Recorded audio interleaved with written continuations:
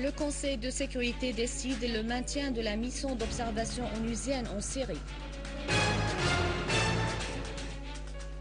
Jafari impute au groupe terroriste armé la responsabilité de la recrudescence de la violence et souligne le rôle de la mission d'observateur dans la mise en œuvre du plan Annan.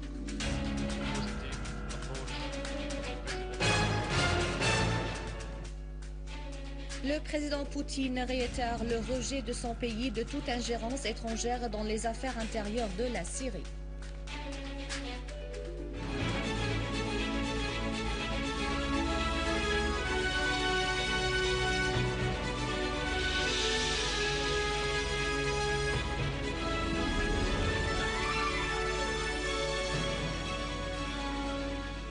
Bonsoir, tout de suite le journal. Le Conseil de sécurité a décidé lors d'une séance à huis clos hier soir le maintien de la mission d'observation onusienne en Syrie après la suspension provisoire de ses travaux. Bachar Jafari, délégué permanent de la Syrie auprès des Nations Unies, a indiqué dans une déclaration à l'issue de cette séance que le gouvernement syrien est engagé à protéger les droits de ses 23 millions de citoyens. Jafari a aussi appelé le secrétaire général des Nations Unies, le chef de la mission d'observateurs onusiens, ainsi que toutes les parties concernées à contribuer à la mise en œuvre du plan Annan, envoyé spécial des Nations Unies pour la Syrie, et à l'amorce d'un dialogue politique en Syrie.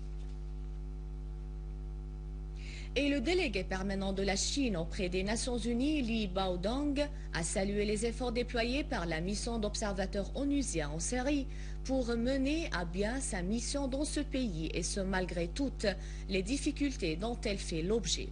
M. Baodong a également déclaré que les membres du Conseil de sécurité avaient incité les différentes parties syriennes à garantir la sécurité des observateurs internationaux opérant en Syrie afin qu'ils puissent mener à bien leur mission dans ce pays.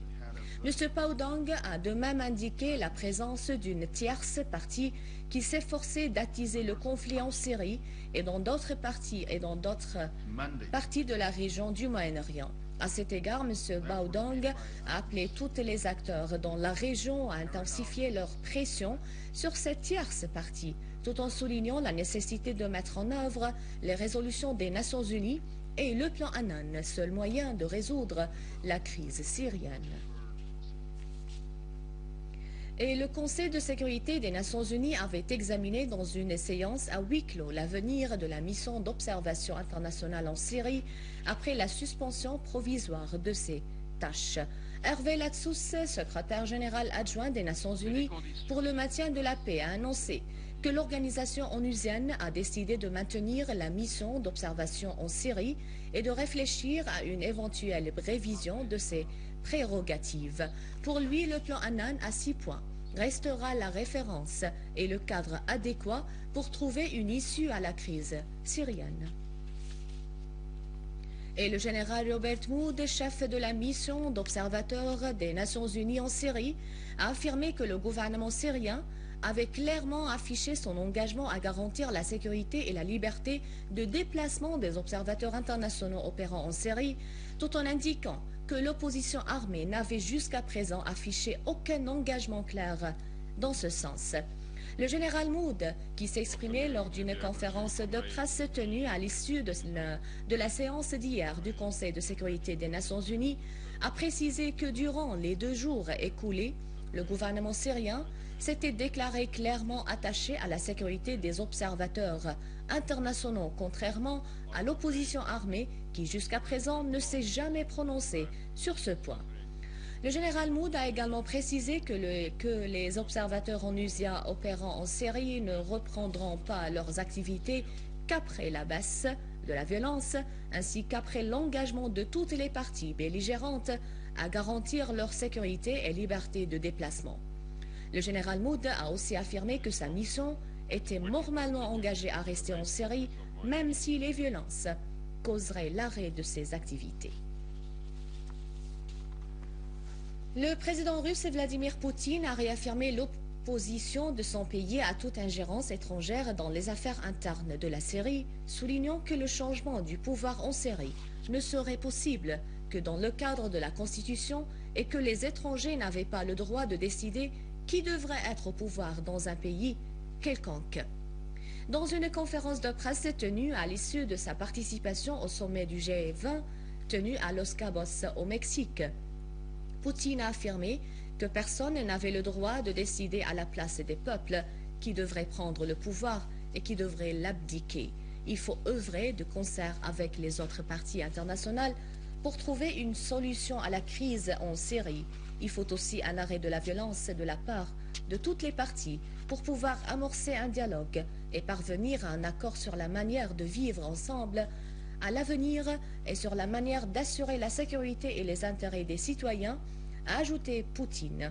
Le président russe a jugé nécessaire que les pays concernés par la crise en Syrie se retrouvent autour de la table des négociations pour élaborer un plan susceptible de résoudre la crise dans ce pays.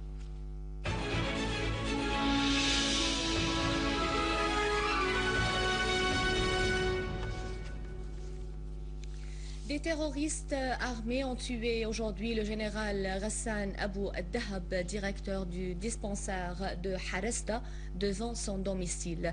Une source au gouvernorat de Damas a indiqué au correspondant de la télévision syrienne que des terroristes ont fait sauter la voiture du général Abu Dahab au moment où il y est monté devant sa maison à Rukneddin. À Saïda Zainab, dans la banlieue de Damas, le citoyen Abdelkoudous Jbara a été tué par balle des terroristes après que ces derniers aient investi sa maison. Une source de la police du gouvernorat a précisé que les terroristes avaient fait irruption dans la maison de Jbara, originaire de Raqqa, et tiré sur lui, le tuant sur le coup, alors que son frère avait été grièvement blessé dans cette attaque.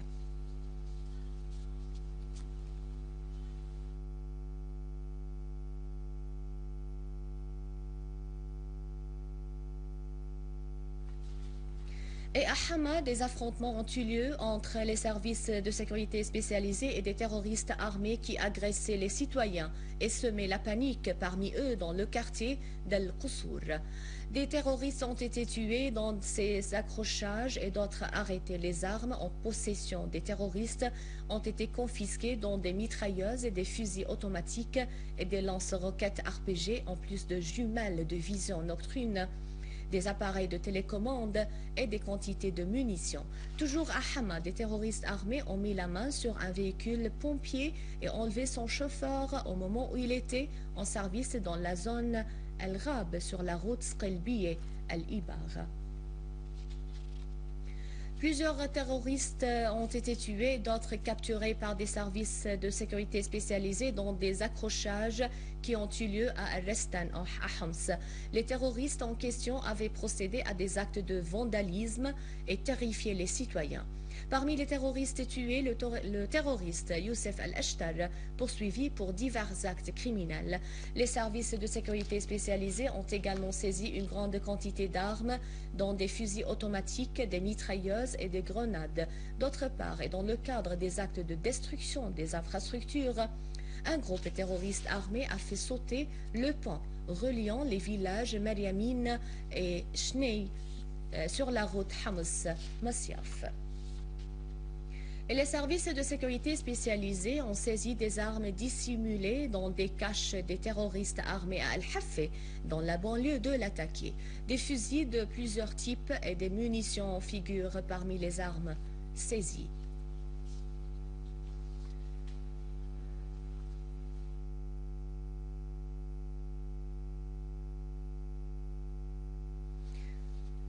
Et les agents de sécurité chargés d'assurer la protection du champ pétrolier de Khrata, situé au sud-ouest de Deir ez-Zor, relevant de la compagnie syrienne du pétrole, ont repoussé hier une attaque contre le champ en question, tuant et blessant nombre de terroristes. Cet accrochage s'est également soldé par l'arrestation d'un nombre de terroristes et la saisie d'une grande quantité d'armes, de munitions et d'engins piégés qui étaient en leur possession. À la fin de ce journal, un rappel des principaux titres.